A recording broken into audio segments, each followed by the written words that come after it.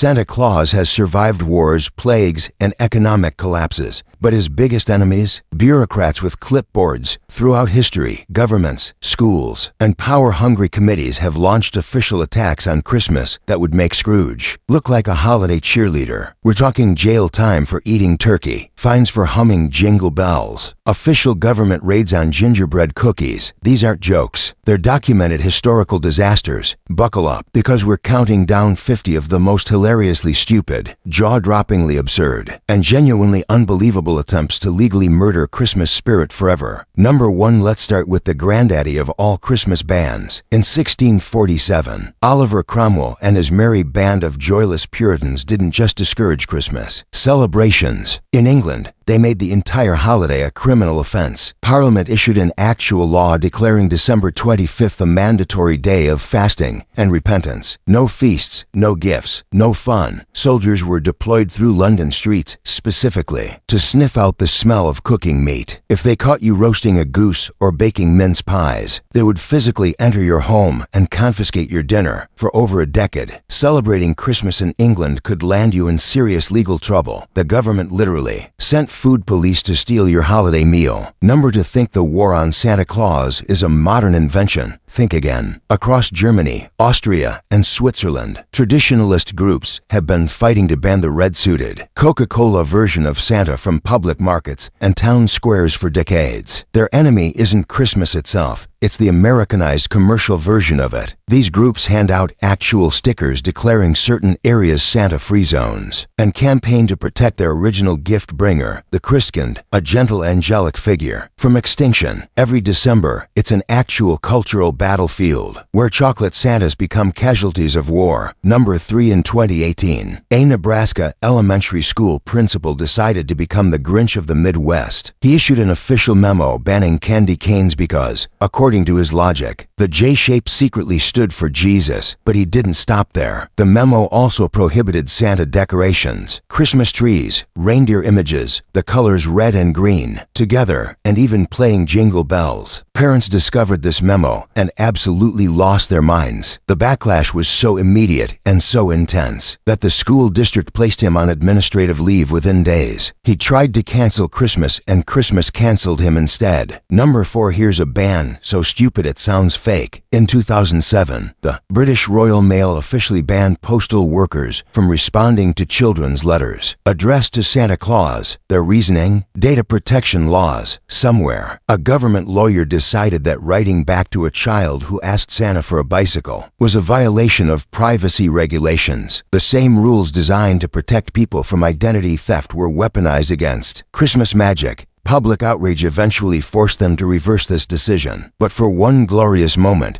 bureaucracy officially defeated Santa with paperwork. Number 5. For nearly 30 years, Christmas literally did not exist in Cuba. In 1969, Fidel Castro's government removed December 25th from the calendar of national holidays. The official excuse was that workers couldn't afford a day off during the critical sugar cane harvest. So an entire generation of Cubans grew up treating Christmas as just another ordinary workday. The holiday wasn't restored until 1997, conveniently right before Pope John Paul II was scheduled to visit the island. It wasn't exactly a spiritual awakening. It was a calculated PR move dressed up as a Christmas miracle. Number 6. The Christmas Truce of 1914 is one of history's most beautiful moments. German and British soldiers spontaneously stopped killing each other on Christmas Day to exchange gifts, share food, and play football in no man's land. Their military commanders were absolutely horrified. Generals on both sides viewed this outbreak of humanity as a dangerous threat to discipline. The following year, they issued strict orders explicitly banning any fraternization with the enemy during the holidays. They literally made peace illegal. It was an official ban on the very spirit of Christmas, ensuring that the war would remain as cold and brutal as possible. Number 7. In France, a group of protesters decided to block traffic using the most festive weapon possible, a giant snowman built directly in the middle of a road. The town's mayor could have simply waited for it to melt. Instead, he issued an official official municipal decree, declaring the snowman an illegal participant in an unauthorized demonstration. The snowman was formally charged as an accomplice to civil disobedience. This might be the only recorded instance in human history where a frozen sculpture of snow was given an official criminal status and legally banished from public property. Number 8. The English Puritans weren't satisfied with banning Christmas parties. They also declared war on plants. In the 17th century, they specifically outlawed decorating homes with holly, ivy, and mistletoe. To these killjoys, festive greenery wasn't innocent decoration. It was dangerous pagan symbolism. Holly was associated with Roman Saturnalia celebrations. Mistletoe was connected to Druidic rituals. According to Puritan logic, hanging these plants in your home was basically sending the devil a formal invitation to Christmas dinner.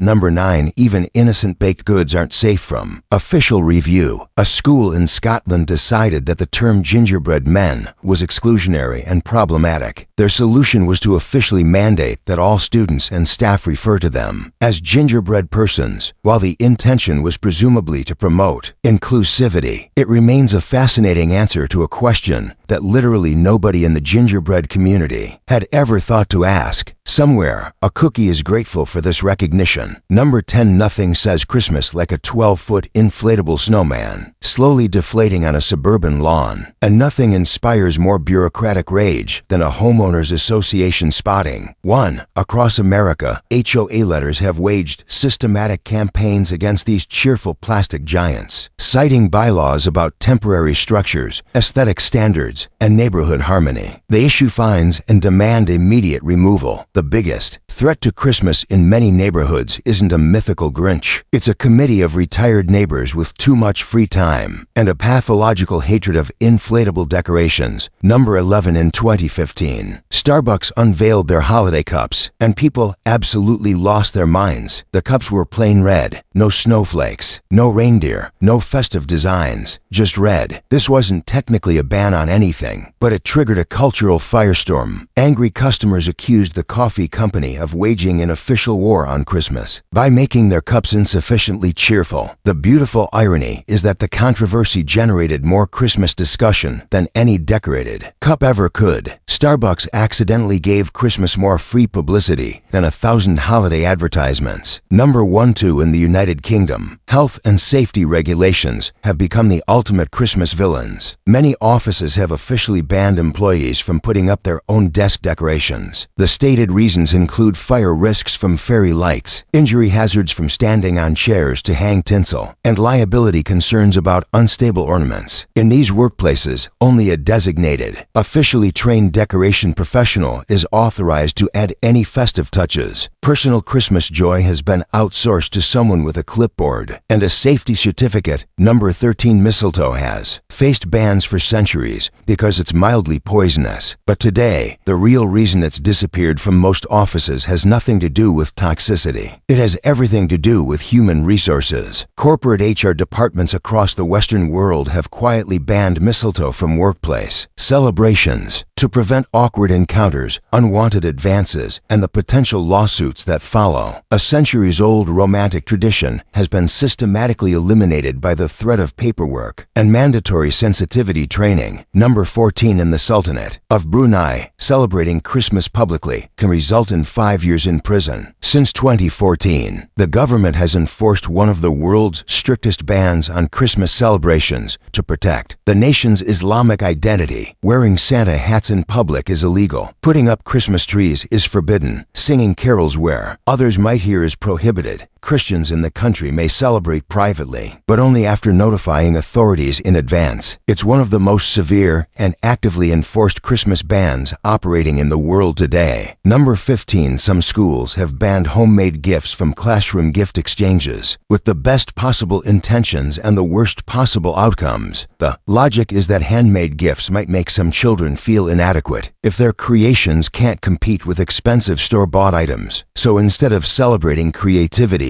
and personal effort, These policies mandate that all gifts must be commercially purchased within a specific price range. Heartfelt craftsmanship has been official. Lie replaced by enforced consumer conformity. Christmas crackers are an absolutely essential part of British holiday traditions. They're cardboard tubes that make a small popping sound and release paper crowns, terrible jokes, and tiny useless prizes. They're completely harmless, unless you try to bring them through American airport security. The TSA has classified Christmas crackers as prohibited items in both checked and carry-on luggage because they contain a microscopic amount of explosive compound. Paper hats have been officially designated as security threats. The war on Christmas is real, and it's being conducted by airport scanners. Number 17. Think tinsel is just harmless sparkly decoration? During World War II, the United States government effectively banned its production. This wasn't about aesthetics, it was about resources. Classic tinsel was manufactured from lead foil, the same material critically needed for military electronics, ammunition, and other war equipment. Every shimmering strand on a Christmas tree was a strand that couldn't help defeat the Nazis. Holiday sparkle was officially classified as non-essential to the war effort,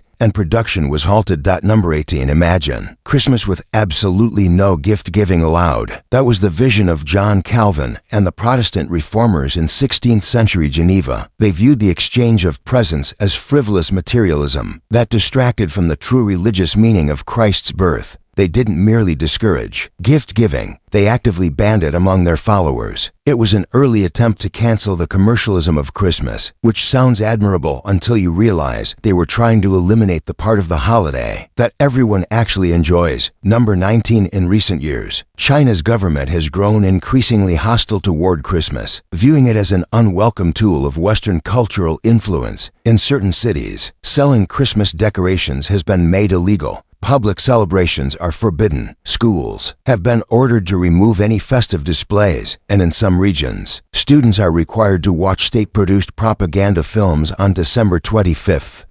Emphasizing traditional Chinese values. Whether this represents legitimate cultural protection or paranoid government overreach probably depends on your perspective. Either way, tinsel has become a political threat. Number 20. In an English town, a local council fired a man from his job as a shopping center Santa Claus because he wasn't fat enough. After parents complained that his belly wasn't sufficiently jolly, officials determined that he failed to meet the physical requirements of the role and terminated his employment. They literally body-shamed Santa out of his job. It wasn't a ban on Christmas itself, but it was absolutely a ban on any Santa who didn't conform to a very specific, arguably unhealthy, body standard. Number 21. The elf on the shelf has become a beloved modern Christmas tradition in millions of homes. It has also become the target of serious criticism from child psychologists and educators who want it banned. Their argument is genuinely compelling. The elf teaches children that constant surveillance is normal and acceptable. It conditions kids to believe that good behavior should be motivated by fear of being watched and reported. Critics argue that parents are essentially running a miniature police state in their living rooms for the entire month of December, training their children to accept monitoring as the price of rewards. Number 20. To homeowners, associations have weaponized calendar dates in their eternal war against Christmas decorations. Many HOA letters have strict rules dictating exactly when holiday decorations may appear and when they must disappear. Lights cannot go up before Thanksgiving. Everything must be removed by mid-January at the latest. Miss these deadlines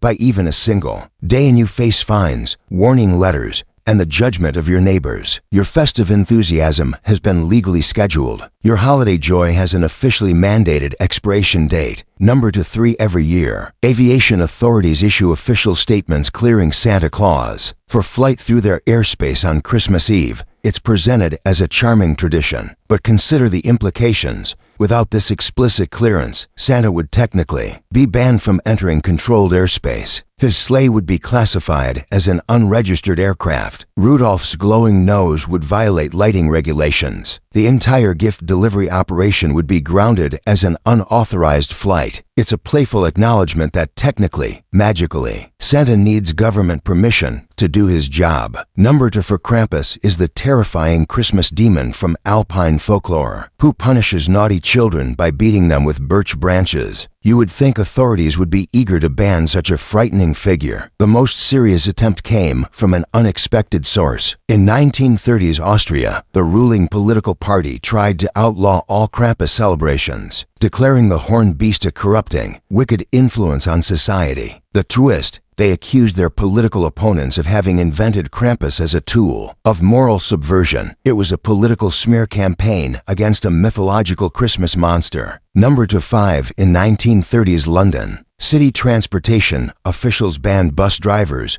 from decorating their vehicles with holly. The stated concern was that festive greenery might obscure destination signs or license plates. The drivers disagreed violently. They launched what newspapers of the era called the Holly War, deliberately defying orders and decorating their buses. Anyway, the public overwhelmingly supported them. The transportation authority was eventually forced to surrender to the combined power of Christmas spirit and civil disobedience by public transit workers. Number 26 Santa's iconic laugh, the deep and jolly ho ho ho, faced an attempted ban in Australia. A recruitment company training department store Santas reportedly instructed them to say ha ha ha instead. The incredibly stupid reason given was that ho ho ho might be considered offensive to women. The public responded with exactly the mockery this decision deserved. The policy was quickly abandoned. It turns out that nobody wants a Santa who sounds like he's chuckling politely at a mediocre joke, rather than embodying the spirit of Christmas joy.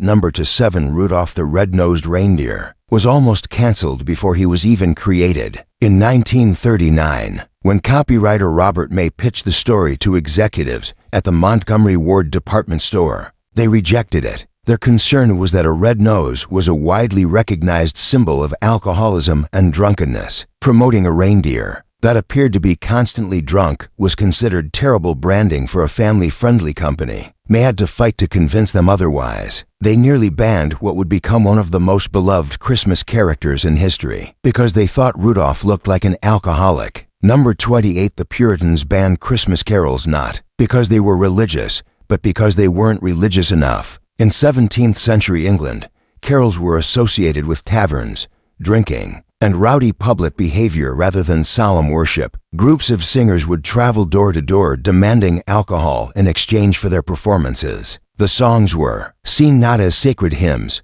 but as the official soundtrack of holiday debauchery. The Puritans banned them specifically because Christmas music had become synonymous with getting drunk and causing public disturbances. Number 29 For centuries, Santa Claus was depicted with a pipe clenched between his teeth. Classic illustrations and poems like A Visit from St. Nicholas specifically described him smoking. Starting in the late 20th century, as anti-smoking campaigns intensified, the pipe began quietly disappearing from Santa imagery. Publishers started editing it out of classic illustrations. Advertisers stopped including it.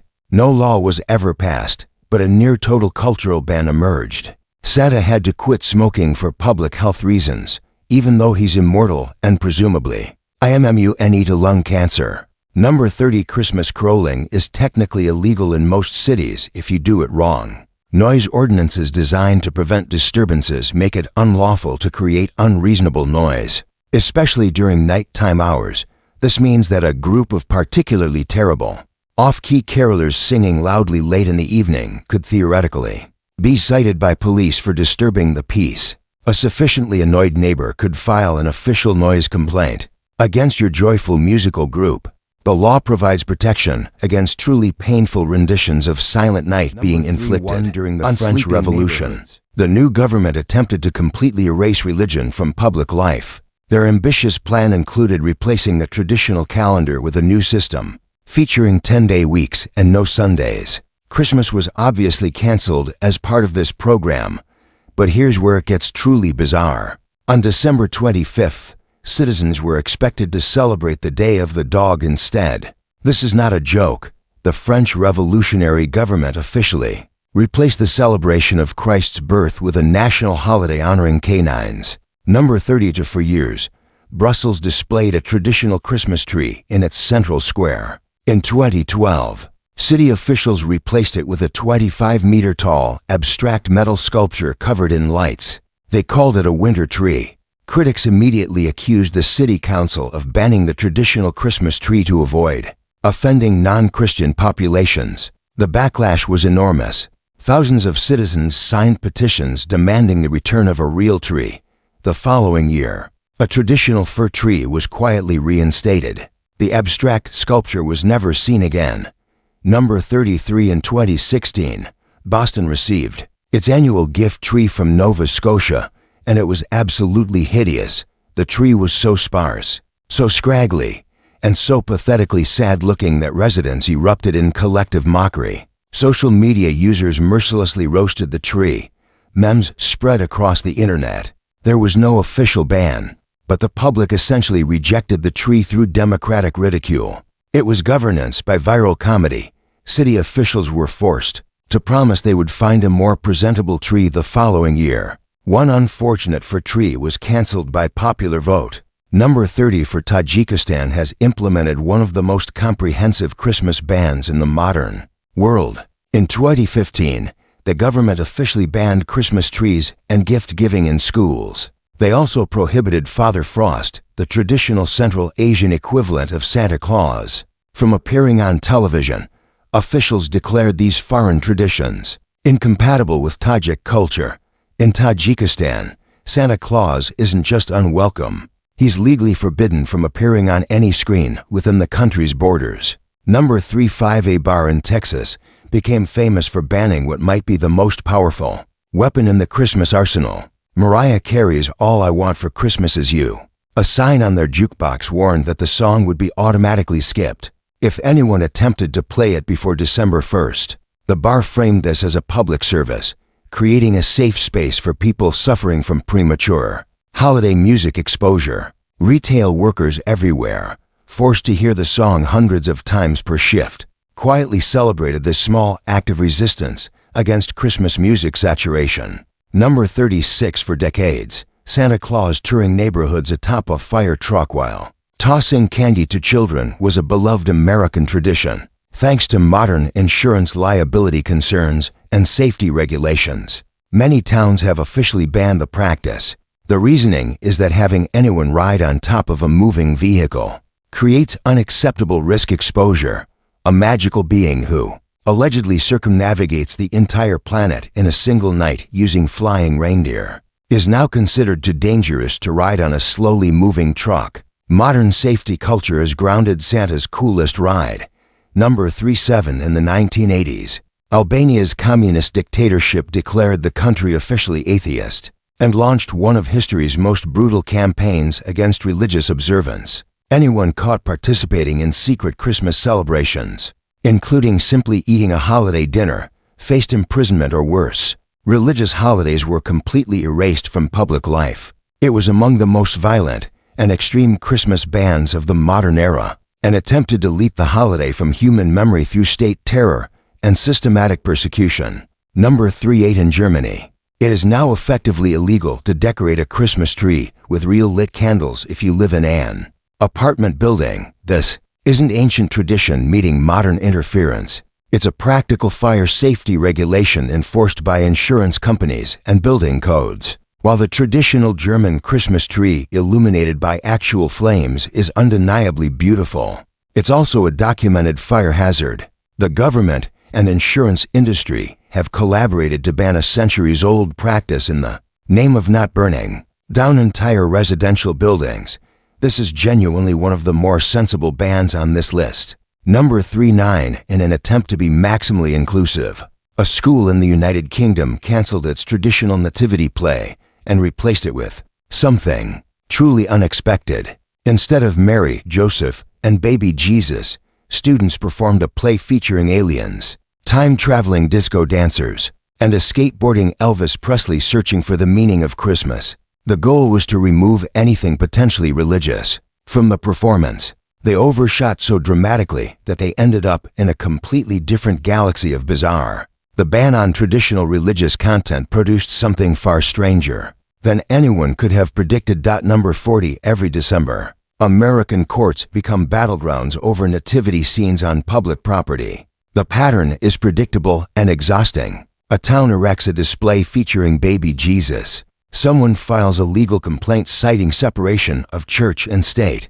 Lawyers mobilize. The case goes to court. Often, the result is a court-ordered ban, forcing officials to remove the Holy Family from public land. It's a uniquely American legal ritual where Christmas is canceled one lawsuit at a time, and manger scenes become subjects of Ireland's Department of Agriculture must officially clear Santa's reindeer for entry into Irish airspace every Christmas Eve.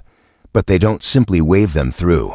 They issue a formal veterinary certificate confirming the reindeer have been inspected for diseases and declared fit for international travel. This means somewhere within the Irish government, an actual bureaucrat has created official policy regarding the theoretical health inspection of 8 magical flying mammals. It's a ban on unsanctioned magical livestock crossing international borders, which represents either peak Irish humor or peak bureaucratic absurdity. Number 42. To prevent the devastating emotional trauma of a child not receiving a Christmas card, a primary school in the United Kingdom implemented a logical solution. They banned Christmas cards unless every single student received one. The official policy required that any child bringing cards to school must write one for every classmate, without exception. Anything less was forbidden. This well-intentioned rule transformed a simple act of childhood friendship into a mandatory paperwork exercise for 7-year-olds who just wanted to give their best friend a card with a reindeer on it. Number 43. The Advent calendar, that beautiful daily countdown to Christmas featuring tiny chocolate rewards, has been officially banned in many modern schools. Health and safety coordinators have classified chocolate Advent calendars as violations of strict healthy eating policies. They view 25 consecutive days of small chocolate consumption as an unacceptable sugar assault on students. The beloved holiday tradition has been replaced with joyless nutrition lectures. Nothing captures the modern war on Christmas quite like a child receiving a single carrot stick on December 24th, instead of a tiny chocolate Santa. Number 44. In the United States, federal law regulates what can legally be called eggnog. According to FDA regulations, a beverage must contain a minimum of 1% egg yolk solids by weight to qualify for the eggnog designation. Anything with less egg content must be sold under alternative names like holiday beverage or seasonal drink. There's an actual federal law banning you from selling insufficiently eggy drinks under the sacred name of eggnog. The government has officially protected the integrity of holiday beverages through enforceable regulations. Number 45. A Swiss town found itself embroiled in a legal battle over whether its church could ring bells on Christmas Eve. New residents filed formal complaints arguing that the hourly chimes, particularly the celebratory ringing during Christmas celebrations, constituted noise pollution that violated their right to peace. The case escalated all the way to Switzerland's federal court. Eventually, the court sided with the church and the bells survived. But for a significant period, the very sound of Christmas was at genuine risk of being legally silenced by noise ordinances. Number 46. The Yule log cake is a delicious holiday dessert. To 17th century Puritans, it was basically an edible tribute to Satan. The original Yule log tradition involved burning an actual log to celebrate the winter solstice, a practice the Puritans considered disgustingly pagan. When people began baking chocolate cakes shaped like logs, authorities were deeply suspicious. They banned these cakes, viewing them as edible idols paying tribute to heathen gods. Being condemned for eating a chocolate dessert because it was deemed spiritually contaminated remains one of history's most absurd food-related prosecutions. Number 47. For much of the 20th century, the Dutch royal family maintained a strict, unofficial ban on lavish public Christmas celebrations. As heads of state in a nation that valued modesty and restraint, they felt extravagant royal Christmas displays were inappropriate. They exchanged simple gifts privately and avoided any public spectacle. For decades, the House of Orange deliberately suppressed any royal Christmas grandeur to maintain their carefully cultivated down-to-earth public image. It was a self-imposed ban on celebrating Christmas like actual royalty. Number 48. The ugly Christmas sweater has become a beloved ironic tradition. But try wearing one to an upscale restaurant or corporate holiday gala, and you'll encounter dress codes that effectively ban them. High-end establishments enforce strict policies against novelty clothing to maintain their sophisticated atmosphere. These venues function as refuge zones for people with refined taste, and absolute no-go zones for anyone wearing light-up reindeer knitwear. It's an unofficial but rigidly enforced ban on festive irony in spaces where elegance is mandatory. Number 9. In the name of fighting climate change, some schools have banned students from exchanging physical Christmas cards. The environmental reasoning is that paper cards contribute to deforestation, and the transportation of mail generates carbon emissions. Students are encouraged to send electronic cards, or simply wish each other happy holidays verbally. While the ecological intention is genuinely noble, the practical result is a ban on a beloved tradition that taught generations of children how to write thoughtful messages and maintain friendships through physical correspondence. Final verdict: we've covered 49 attempts to cancel Christmas. Before revealing number 50, it's time for our verdict. In our opinion, the most incredible entry on today's list has to be the French Revolution's Day of the Dog. Replacing the celebration of Christ's birth with a mandatory national holiday honoring dogs represents a level of revolutionary absurdity that's genuinely difficult to surpass. Do you agree with our choice? Did another entry deserve this questionable honor? Tell us your pick in the comments below. Number 50. In 1929, the Soviet Union decided Christmas had to die. As part of their campaign of state-enforced atheism, the holiday was officially abolished. December 25th became an ordinary working day. Christmas trees, called yolka in Russian, were forbidden as symbols of bourgeois religious corruption. But something unexpected happened. People desperately missed their trees. So in 1935, Stalin brought them back with a brilliant ideological twist. They were now secular New Year's trees. The angel traditionally placed on top was replaced with a communist red star. Stalin didn't destroy the tradition. He kidnapped it and rebranded it for the Soviet state, from Puritans to principles, from dictators to homeowners associations. The attempts to cancel Christmas have been relentless, often ridiculous, and ultimately unsuccessful. The holiday endures because you cannot legislate away a feeling.